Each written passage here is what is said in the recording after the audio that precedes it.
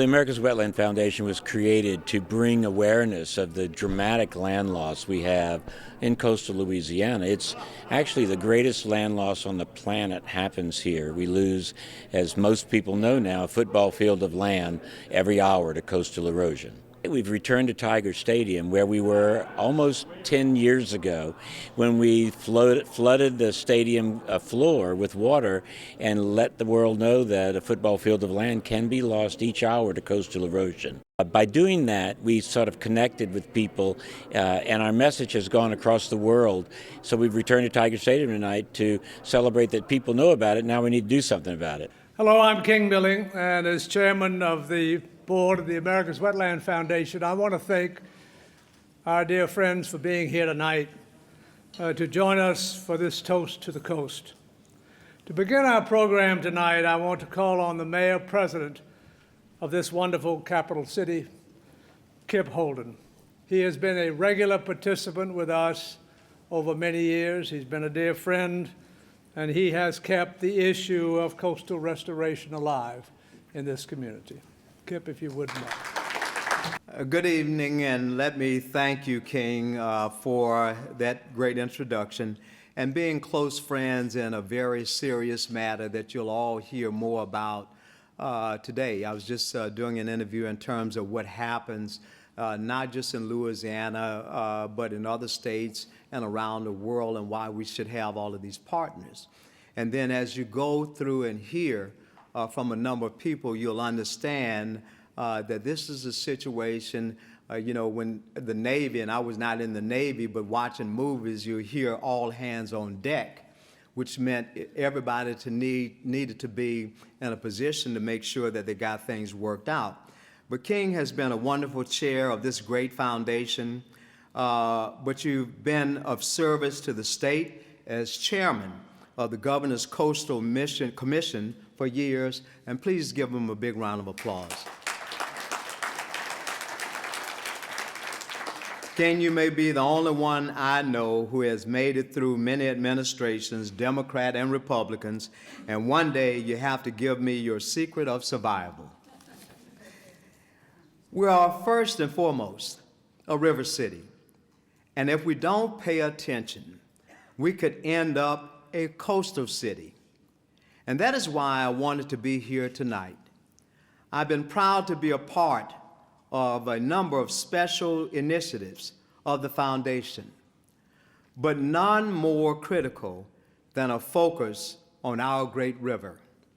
I often look out my window at City Hall and wonder where we and all America would be without the services of the Mississippi River and its delta, America's wetland. I've stood with the governor of Illinois as the Big River Works Leadership Forum in Chicago, and we agreed that we cannot allow the continuation of decay to destroy our environmental assets that support our commerce and our communities. The issue is so big that few will take it on. And maybe it's because we face losing our coast and know what that will mean to America, that we are the authentic voice for restoration. And we are that voice, and that's why I'm so glad to see so many of you. Here in this room, we have the muscle and the expertise to do a job that has been put off for decades. Our legislative leaders are facing tough challenges on many issues, but all will be lost without a healthy coast and river system. America's wetland is the life source for a growing Louisiana and a healthy river. We will never be able to replace the value of our coast if we fail to turn back the tide of coastal erosion. I know later on you will hear about a promising project that many of you are supporting. I can only say, my friends, that we cannot come together for any greater effort. I am on the board to be a strong advocate for cooperative efforts that are necessary to face these challenges head on. I know we have the expertise here at LSU to lead the world on this issue. And with the water campus we're building on the river, we will overcome this.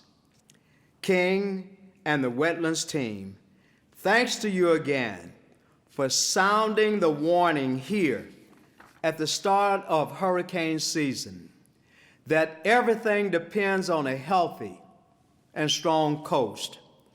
I remember when you first started comparing our loss to the loss of a football field of land each hour. And that's symbolic, because when you look through the window, what do you see? We can't afford to lose all of that land. That has made an incredible impact and opened many doors for understanding how urgent this issue is for Louisiana and also for the nation. I thank you for coming, and let us never have our hopes and dreams dashed. Show them the ambition, the caring hearts you have, and the will we have as a group to succeed and make America a better place for all of us. Thank you, and God bless you.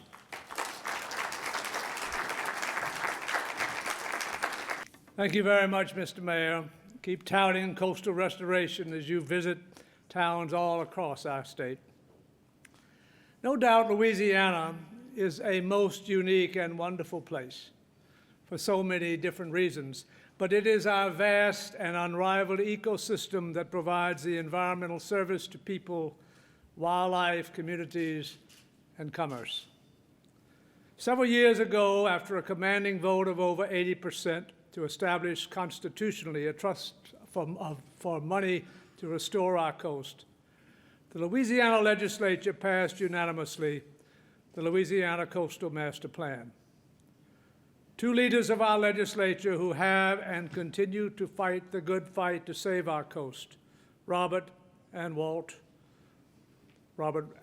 and Walt Leger, have spent hours with us at events where we have worked to find new solutions that build private-public cooperation for coastal restoration.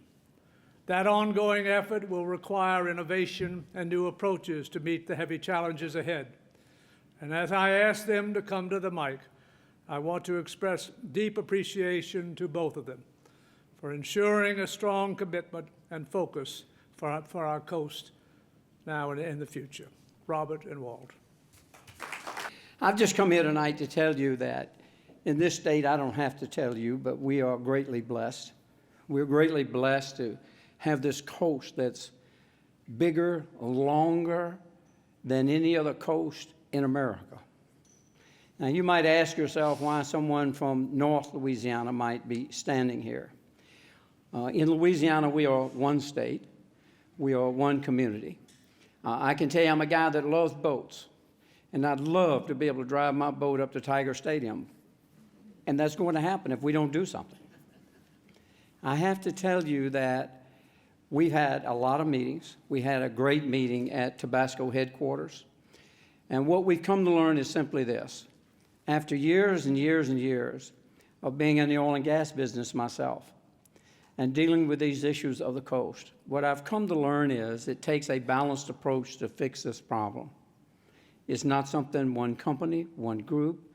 This idea of throwing blame back and forth at people is not going to solve this problem. It is a problem that belongs to all of us, and a problem that we're all going to have to deal with. I want you to envision this in your mind for a moment. Just think about it. 41% of America is in the Mississippi River Valley. 41% of America. And 41% of America drains itself to one place, to Louisiana. As I stand at this podium right now, the banks of the Red River Valley are flooding, and the people back home are flooding as I stand here. Because 41% of America is draining to this place. I was in Kansas a few years ago. I love to bird hunt. And I'm in Kansas, and this farmer comes up to me one night at dinner. He said, "Senator, I don't get it." He said, "I've been to New Orleans. I've walked the streets of that great city, and I've watched the boats float by above my head. I just don't get it. Why would anybody live there?" And I said to him, when I was walking in the fields of Kansas today, I saw all these tractors and I saw all these combines. Is it important that those tractors move in Kansas? He said, "If those tractors and combines are not moving in Kansas, we don't have anything here." I said to him, "Do you know where 85% of your crop goes? It goes to the mouth of the Mississippi. If you can pick up the Mississippi River and move it to high ground so we don't have to live on the low ground, we'll move with it.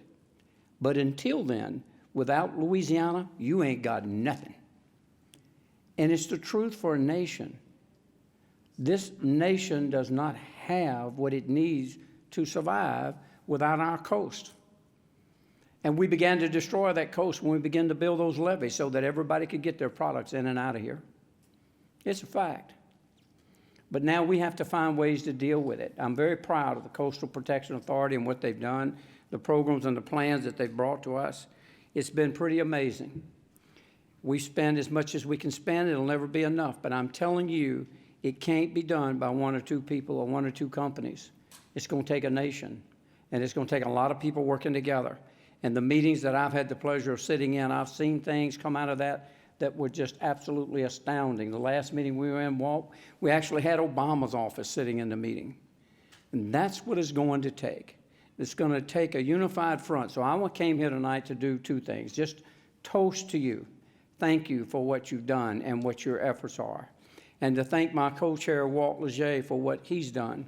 You've taken a Republican and a Democrat. You put the two of us together for a common issue, an issue that we both know we must address and we must solve. So with that, I want to take a moment now and introduce to you Walt Leger, our co-chair. It's difficult to wrap your arms around the concept of what this delta is, the seventh greatest delta in the world.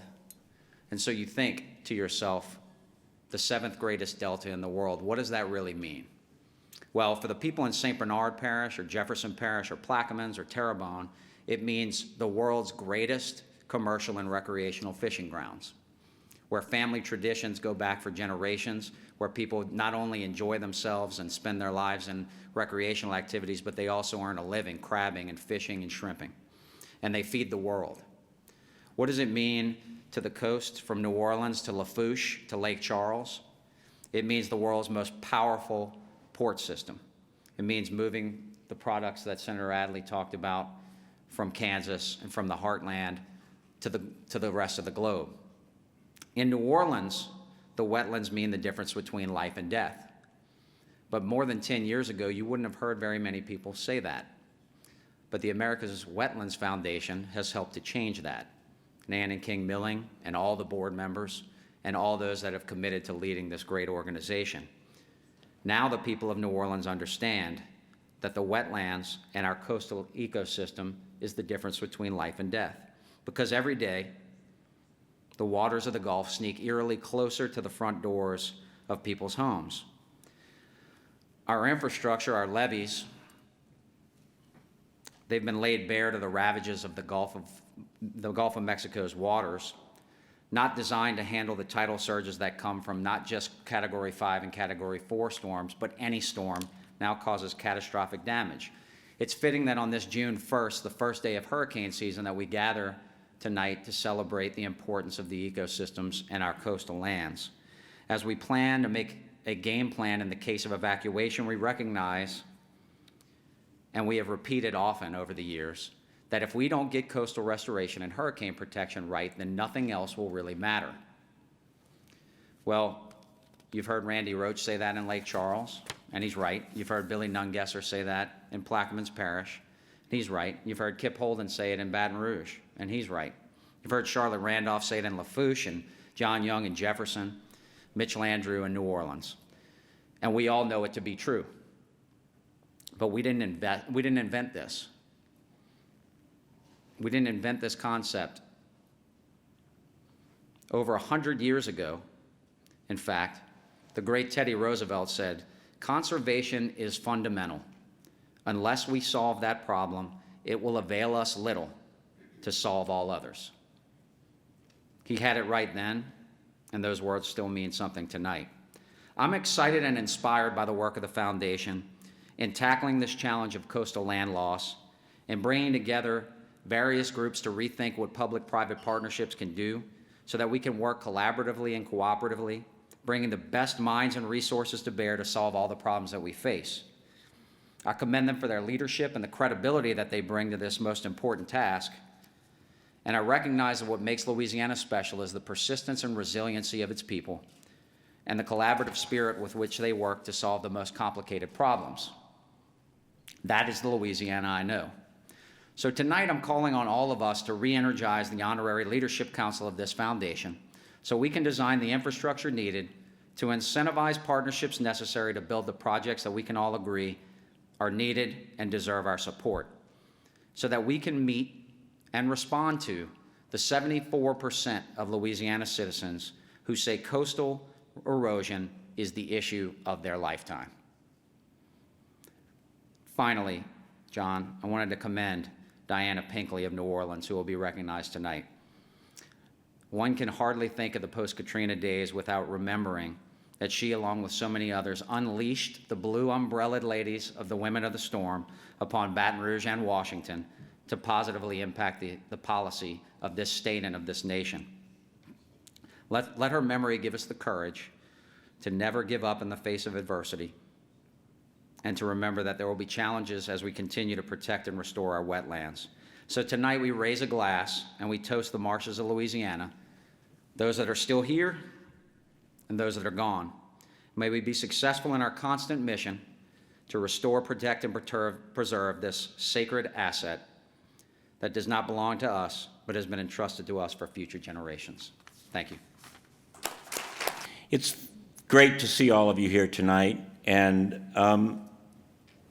this slide, I think, that's behind me or coming next, is about a partnership that we are creating with the America's Wetland Foundation that is doing something that's quite unique. First, let me say that the master plan for Louisiana is a remarkable document. I think if you look around the country, you'll never see a state that has come together and fight adversity with such a plan. That being said, the state of Louisiana does not think that it should do the work of the federal government and take care of the Gulf Intercoastal Waterway. And the federal government does not see fit sometimes to fund the Corps of Engineers with enough money to take care of the Gulf Intercoastal Waterway. The Gulf Intercoastal Waterway is the line of demarcation between saltwater and freshwater, and it's probably the biggest problem we face. And so the America's Wetland Foundation at Tabasco headquarters, at the invitation of one of our board members, had a meeting where we talked about a private solution to a place where we're very, very worried is going to destroy most of South Louisiana. The Gulf Intercoastal Waterway is the number 2 in tonnage next to the Mississippi River. And it is compromised in many places, and the salt water is moving over at high tide or in storm events and moving salt water up into those freshwater marshes. You only have to think about Mr. Go and not talk about it, but remember what has happened with Mr. Go. And now the courts have taken to their actions in saying that the federal government may be responsible for the land that was lost as Mr. Go widened. Well, imagine all of the other tributaries that we have created in South Louisiana and the potential for those to widen. And those areas may be not on the master plan because the state and the federal government possibly don't agree with that interaction, but it could be the biggest problem we face. So we were very ambitious, I think, to gather everybody together and say, why don't we tackle it? Why don't we, with our strong muscular sponsors and some of the organizations like Ducks Unlimited and with some local innovative companies like Martin Ecosystems, get together and find a way to have a demonstration project in a place that could really be a problem. So you see some of our partners here and some of our sponsors. If we can go to the next slide. This is sort of the project characteristics that we're dealing with. We have this washing away embankments.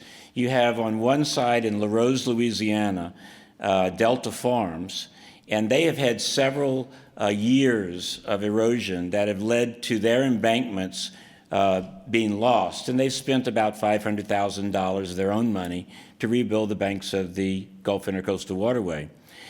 On the other side, we have freshwater marshes and an aqua farm and several private landowners who we're working with to try to make sure that that portion of the wetlands are not bumped out and don't grow to a point where saltwater intrudes. This is mimicked all up and down the Intercoastal Waterway. And yet, for another huge storm, we will have breakages in that Intercoastal Waterway, and we're going to lose our freshwater resources. Certainly, this is important to the protection of our local communities. It's vital to the navigation interests of seafood and energy industries. It is where major pipelines cross, and certainly very important to some of our friends that I was just with this week. It's where all the ducks come home to roost in the migratory patterns. So if you'll give me another slide, please. This is the Intercoastal Waterway. You'll see the little red line goes all the way across South Louisiana. You break it off, and the rest is history for us. And we're saying that everybody needs to be in this game to make this project happen. Next slide. So here's the project map. There's Delta Farms on the outward side toward the Gulf. So it's in the Barataria Basin. And then on the north side is the land of the private landowners that's being bumped out a little bit and could go anytime with a new storm. Next slide. So in our own state, we have this company, Martin Ecosystems, which comes up with a way to use recyclable plastics to create a pattern on top of these embankments that is very, very conducive to growing our marsh and salt-resistant weeds and things that can hold that embankment together. It's about 800% cheaper to do it than the usual cement embankments that the Corps uses and that we can't afford ever to do the entire intercoastal with.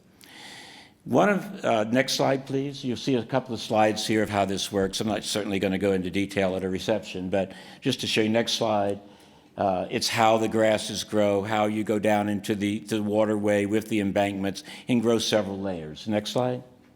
And this is on the right, a healthy embankment, and on the left, when these meshes were put down, and this new way to use trash, basically, that we throw away, we can recycle and begin to restore the banks of our most important waterway, except beside the Mississippi River. So we said, can we get the Corps of Engineers to look at their processes and do something that's called maybe a general rule at some point, where the private landowners don't have to go through 5, 10, 15, 20, 30 years of permitting, where we could get an affordable solution to a problem that's not affordable today, and can we demonstrate it? And what is great is that our private sponsors agreed to help us get this off the ground with about a half a mile of a 4-mile stretch to demonstrate it. And if it is successful, we will be able to line our banks with native grasses with a very innovative project. We will be able to involve the private landowners who own 90% of the land in South Louisiana. We will be able to sequester carbon by building marshes and get credits for doing that can go back into rebuilding more wetlands. And we can use a very simple technique such as bucket dredging to put the materials back on in a way that they can grow, and we can have a natural coastline. This is a wonderful win-win solution if it works. And I applaud all of the companies, as well as the private landowners, as well as the technology companies who have worked with us to come up with this demonstration project. And you will hear more about it tonight. But I will end with that, and this last slide shows all of the things we will gain from this demonstration, and pray that it will be successful, because if it is, we're going to have a way that the public and private sector can work together going forward. Now, to introduce one of those sponsors who was an early sponsor to agree to this, I want to invite our board member for the America's Wetland Foundation Board, Mayor Randy Roach from Lake Charles, up to the podium. Mayor Roach has been at this a long time. When Katrina overwhelmed everyone, Mayor Roach was in Southwest Louisiana saying, "What about Rita?" When the funds kept moving down into our state and his areas were completely inundated and saltwater intrusion began to kill the farmlands and the pasture lands and many of the communities which surround Lake Charles, Mayor Roach stood singularly almost as a voice to make coastal restoration happen and that Southwest Louisiana would not be forgotten. And the mayor also holds a host, one of our companies tonight, who has determined that this demonstration project is worthy of going ahead. And I will introduce our good friend, Mayor Roach, to introduce his guest. Mayor. Thank you, Val. You know, I think Robert touched on it. One of the most significant visuals when you talk about coastal restoration is the football field. And having, you know, every so many seconds, and you see that up here on the video. And I'm sure most of you realize that that was kind of sort of the product of the America's Wetland Foundation, but Val Mermillion really was kind of a moving force behind that. And Val was a very creative guy. And so I came up here tonight, and I was, well, this afternoon actually, I came up here to a meeting, and I was kind of looking around, and I looked out and I said, wait a minute, how did Val do that? The field, the LSU football field's gone. But anyway, he is not only creative in advertising, he's also a great leader. He has assembled a great staff for the America's Wetland Foundation. They do an incredible job. And I'd like to ask all of you to join with me in giving them a round of applause for the great work that they've done for the state of Louisiana over these many years. You know, you hear a lot about the coast of Louisiana, and that's why we're here. And I know it's kind of like preaching to the choir, but kind of bear with me for a moment, because I think it bears repeating. The natural splendor of Louisiana's coastline is a celebrated asset of our state. Not only is it our state residents who appreciate the coast for what it is and what it does, but it's also a draw for visitors. The coastal wetlands are not only a scenic attraction and a sportsman's paradise, but they offer hurricane and flood protection for our residents. The coastline deserves noble protectors. And when you think of groups that have a long-standing commitment to the coast, many of them are represented in the room tonight. Our event sponsor tonight deserves special recognition as well. It is a huge honor for me to recognize the many contributions of Citgo, which is a leader in my community and a friend of America's Wetland Foundation. Citgo recently celebrated 70 years in Louisiana. After 2 hurricanes devastated our state 10 years ago, Citgo showed great support for efforts to get Louisiana moving again. Quickly jumping to action, Citgo took a leadership role in Hurricane Rita recovery efforts by supplying manpower and energy needs and contributing $1.7 million to Louisiana relief efforts. That grant helped to establish the Louisiana's Disaster Recovery Foundation. In 2006, and this is something very personal to me, for our city, as part of our recovery from Hurricane Rita, Citgo formed a partnership with the Southwest Louisiana Center for Health Services to fund a $5 million expansion of that existing center.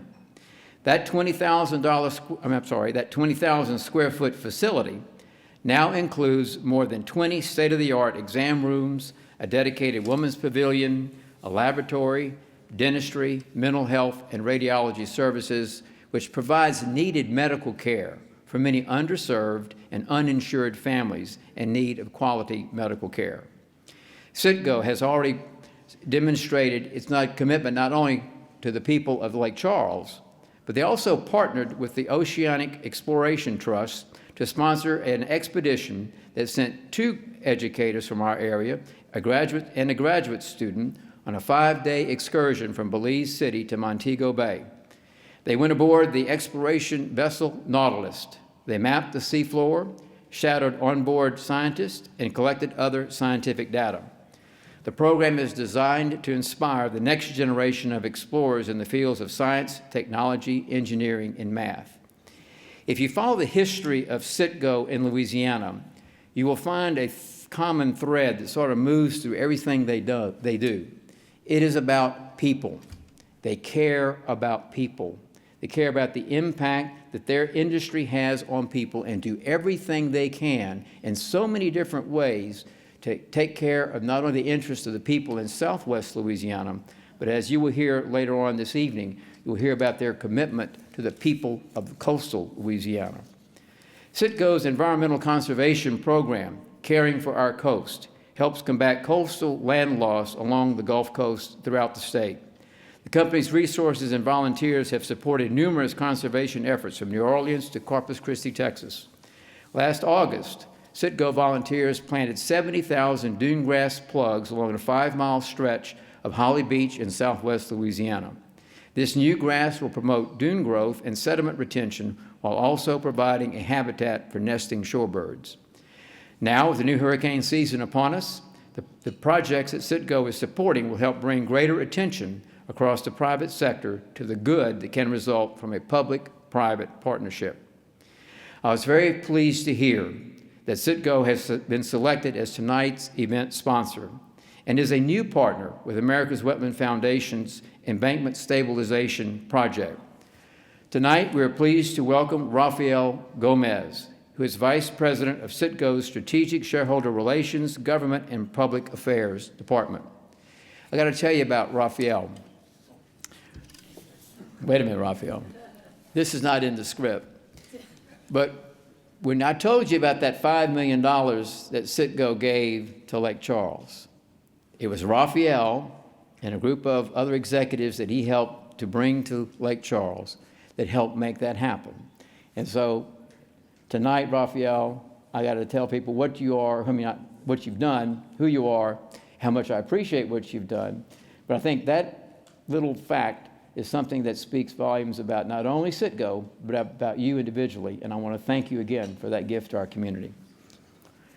Tonight, we are pleased, as I said, to welcome Rafael and Citgo to this evening's event.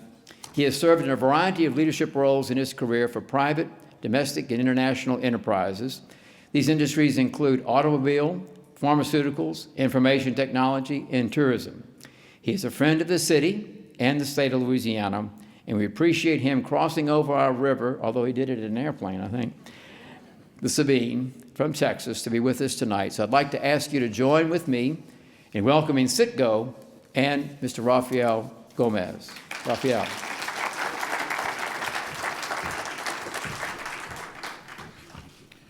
With leaders like you, we can say as Sinatra, fly me to the moon. Really great leader, Mayor Randy Roach in Lake Charles.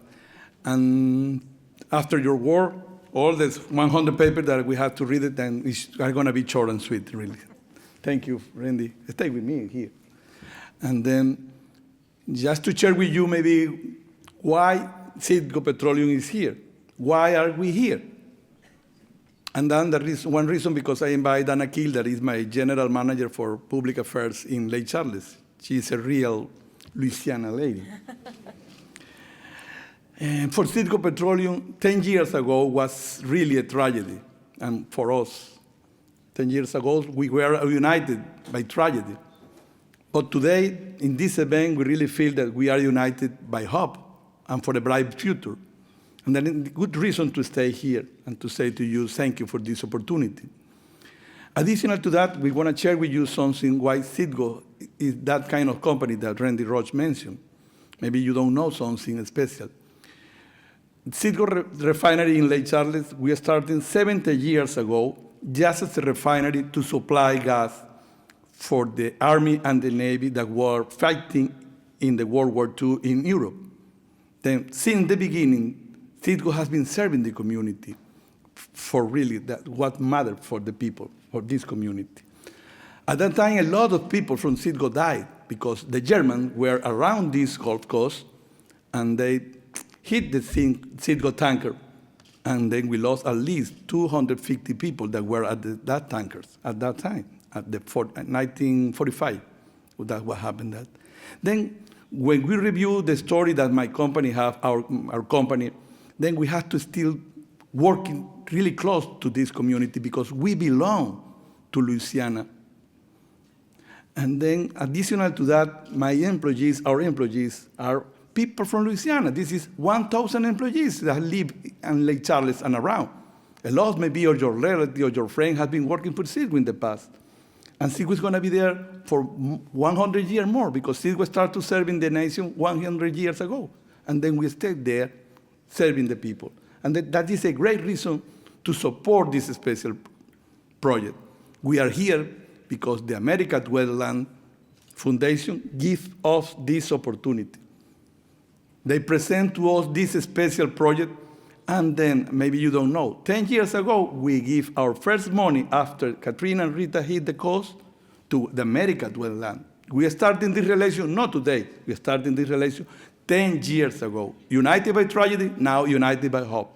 Then we are proud to be here again for that reason, for the American WETLAND Foundation that we are supporting now. This is going to be a great project with green technology for recover our cost. Then we are happy for that. Then I offered to be short and sweet. Everything has been saying for Randy. Thank you, Randy, for your work. And special today, Walter. Walter is your name? Walter, no? Mm-hmm. I believe in your work. We are patient, and you are maybe one of the youngest leaders here. And that is good, because we are doing this for the next generation. Not only for you, for your son and your grandson. Thank you for your work. I believe in your work. Very special for me. You touched my heart. Thank you for that opportunity. And then, to finish, I only want to invite Dana to be the voice of the real Louisiana people that have been doing Citgo, a great American company, for more than 100 years. Please, Dana, I don't know, you have to say something. Sure. After following Randy Roach and Raphael, there's not much more to say, but I will say this. Something that Senator Adley said speaks to our hearts, is we are one state, we're one country, and we know everything funnels back through this Mississippi River and the Louisiana coastline. And it's our pleasure to be here today, not only for this one project, but also all the projects in Southwest Louisiana to help rebuild our coast. Because as you can see with the Tiger Stadium filling up with water, one more bad hurricane, and Big Lake, or Calcasieu Lake, as many of y'all know it, is our backyard. So we will be a coastline refinery, just like many of these are. So we applaud what you do and all the engineering that's behind it. So thank you. And go Tigers, right? for me, I have to say go Pokes for those of us who are on the Southwest Louisiana side. So thank you very much. For Citgo's contribution to the new project, and this is it's a $250,000 project. Contribution from Citgo. And we hope that this goes a long way in helping restore our coast. And I will repeat one more thing that Raphael said, that we were united in tragedy through Hurricanes Katrina and Rita, and now we're reunited through hope that we can build a better future for the next generation. Thank you. We have tonight one more individual who is here. His cohorts that are running for office are not here with him. But I want to ask him, if he doesn't mind, to come up if he has a few comments to make, as we would if his cohorts were here. The Lieutenant Governor.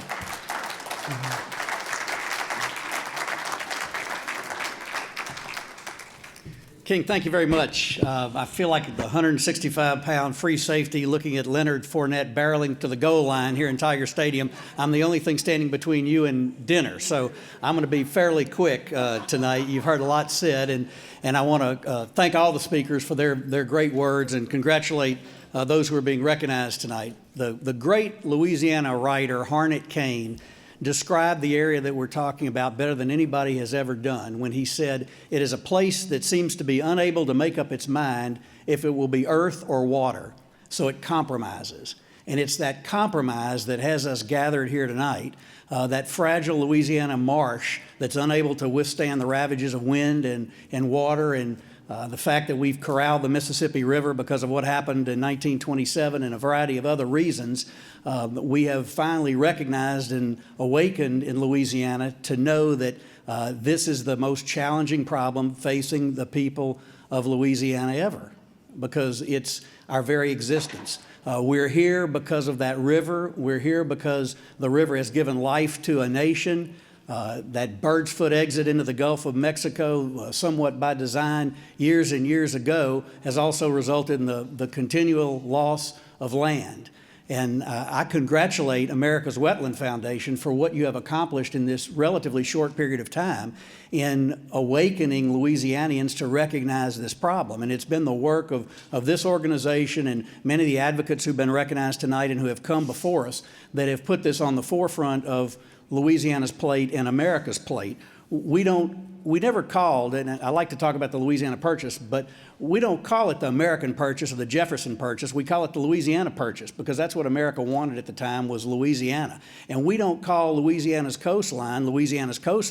This organization has deemed it America's wetland. And so now America recognizes that it's their problem, not just our problem. And it is important, and Robert mentioned this, it's as important to the people in Shreveport and Shongaloo as it is to the people in Chauvin and Shack Bay, as it ought to be to the people in Sheboygan and Chicago. Because if we don't save this coastline for the sake of America, America is not going to enjoy the great things that we provide to it, namely oil and gas and shrimp and crawfish and oysters, and the greatest port system in North America and arguably in the world that is dependent upon the success of this coastline. So the work that this organization has done is keenly important, and it has really been the catalyst because of the great things that are now taking place. We have to remember that this is a process, and it's frustrating, and Ted used the word frustrating, and it is. This process really began 8,000 years ago when the Mississippi started expelling its banks and creating this great farmland and enabling the Mississippi River to run from north to south and empty into the Gulf in only one state, Louisiana. So this process has been underway for a while. We know it's been underway, as King said, for the last 80 years or so, when man decided that it could corral the river. And we've done what we can do to try and make that happen. And the result has also been the fact that we see this terrible loss of land. But progress is being made, and there's a vision in place. And the master plan charts that vision. It involves diversions. It involves dredging. It involves a lot of determination on the part of all of us. And we've got to be committed to that, I think, in a very collaborative way. And what this organization has done more than anything else is create collaboration. I had the privilege of chairing 2 initiatives of the foundation that were defined by virtue of their collaboration. People in this room and others came together, differing viewpoints, whether they're scientists or ecologists or environmentalists or advocates or oil companies, governmental officials, all came together to talk about the cultural impact of the loss of America's wetland. And in the case of the Mississippi River, with the Big River Works initiative, to talk about how important the river is to all of America, not just us in Louisiana who seem to be always screaming about our plight. And it's that collaboration that has brought people together and helped them recognize that this is all about a whole string of ologies: archaeology, hydrology, meteorology, geology, sociology, and even psychology on how we're going to fix this problem. But the collaboration that has taken place to date ought to give us a great deal of hope. I certainly am committed to making sure that this happens over the course of the next decades. I hope I'll have a role in doing so. But regardless of what happens, this is the most pressing need that the state of Louisiana has, is to make certain that we are at the vanguard of saving our coastline, because it is indeed America's wetland. So I congratulate all of you who've been recognized tonight. King, Ann, and Val, all of you, thank you for the great work that this foundation is doing. And together we will make sure that we address this problem in a meaningful, responsible, scientific way, so that the waters of the Gulf of Mexico are not lapping on the shores of New Orleans anytime soon. Thanks very much.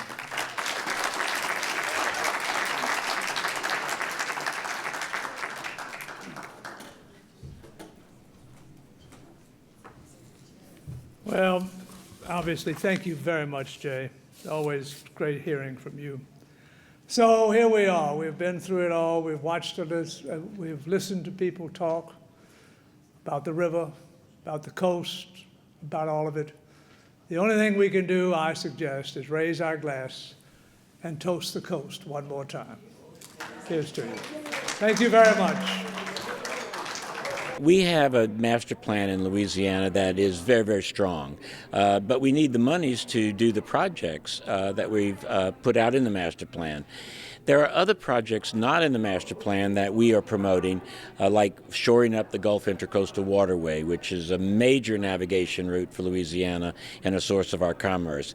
It is in very bad shape because salt water is getting up into the freshwater marshes, and we have to stop that. I've chaired two groups that the America's Wetland Foundation put together. The first was Building Resilient Communities, which was a Louisiana-focused initiative a couple of years ago, trying to get folks who are in the affected area to talk about the significance of their culture and their lifestyle to the problems of the eroding Louisiana coastline. It was a fascinating effort. We talked to lots of different people all across Louisiana about, and really in some other states as well, about the significance of culture and years of history that have molded their family life and how the loss of wetlands was affecting them. We issued a report to Congress on what we had found. It was a very interesting study. And then I co-chaired another initiative by the America's Wetland Foundation called the Big River Works. The Democrat governor of Illinois at the time and I, as a Republican lieutenant governor of Louisiana, co-chaired that committee that looked at the Mississippi River and talked about the significance of the river from an economic standpoint, from an environmental standpoint in Louisiana, how it affects our coastline and how it's played a role in the erosion of our coastline once it was leveed and the ability to spill alluvial over its banks for thousands of years went away. And just to put a focus on the Mississippi River. That report, too, delivered to Congress with the hope that there would be a Mississippi River caucus established so that the representatives and senators who represent the states along the river could channel, so to speak, its importance to the rest of America, because it's a significant economic driver for all of America, obviously. And it's critical for Louisiana. As America's wetlands goes, so goes the national economy. And that's why it's so important that this initiative to save America's wetland, which is Louisiana's coastline. We have participated in and have supported tremendous amounts of effort being undertaken by government, both federal and state, and we have watched this state put together an unbelievable coterie of the great scientists and engineers, all dedicated to the proposition that we are losing, as we say, a football field-sized parcel of land every hour, and we have got to get about the business of restoring it back to as much as we can to what it was before. America's wetland role in that process, quite frankly, has been to expand the knowledge of these actions, to make sure that the state of Louisiana has and its citizens have a really good fix as to what's happening, and I think that has happened, as evidenced by the fact that over 80% of the voters voted in favor of our constitutional amendment back, God knows, 10 years ago to take all funds that are coming off the Gulf of Mexico and put them into a trust dedicated to these efforts. At the same time, we have supported the master plan and its objectives across the board, and have presented evidence and pushed that in terms of making sure the public understands those roles as well. And of course, at the same time, the America's Wetland Foundation has been interested in trying to determine if there are appropriate public-private actions that might be taken that would not maybe as large, obviously, as what the state can do, but are important overall in trying to come to grips with this massive issue that we have down there. And they're working with, again, the Corps of Engineers, private landowners, trying to put together plans that will address those types of facts. So America's Wetland Foundation has been around pushing as many of the PowerPoints as it could to help and assist, not to take a lead, but to assist the state in developing the methodology, the plans, and as much as possible the excitement that is going to be required to get this done. Remember, we are not doing this for our generation. This is to make sure that generations in the future will have something that we have and our ancestors have in the short term lived with and unfortunately have allowed to deteriorate in a manner which is absolutely devastating for all of us. We are starting 10 years ago. As you know, 10 years ago, we were all of us together here, united by the tragedy. But today, we are united by hope and for the hope of a bright future for Louisiana State. Special Citgo has a great refinery in Lake Charles, one of the great refineries at this United Nations, and then we wanted to support this initiative to recover, restore, and take care of all the costs that Louisiana, Texas, Alabama, and Mississippi need to be recovered. Why is it important that people get involved to save the America's wetlands? Oh, wow. Without wetland, we don't have life. The life coming from the sea and between the sea and the people, the wetland is the most important area that we needed to recover and take care of it. Why is it important that people get involved in this effort? Well, it's a people business. I mean, this is the land in Louisiana where so many people reside and call their home. It's also the place where Louisiana is able to supply oil and gas to the rest of the world, to provide the seafood that America and the world enjoys. If we don't have the Louisiana coastline as we know it today, we're not going to be able to continue to do that, and we're going to lose what is the greatest port system in the Northern Hemisphere and arguably in the world. When you look at all the ports along the Louisiana coast and how significant they are to various sectors of the economy, you realize that it's important for all of us to play a role in trying to make certain we save the wetlands. This has been a great event for us. We've given out some outstanding achievement awards to some individuals who have worked their whole life to stop coastal erosion. And coming back to Tiger Stadium is very special for us because this is where our whole description about how we're losing our state to coastal erosion began. If people have questions like more information, what should they do? Yes, people should go to www.americaswetland.com to learn much more about our eroding coast and what they can do to get involved.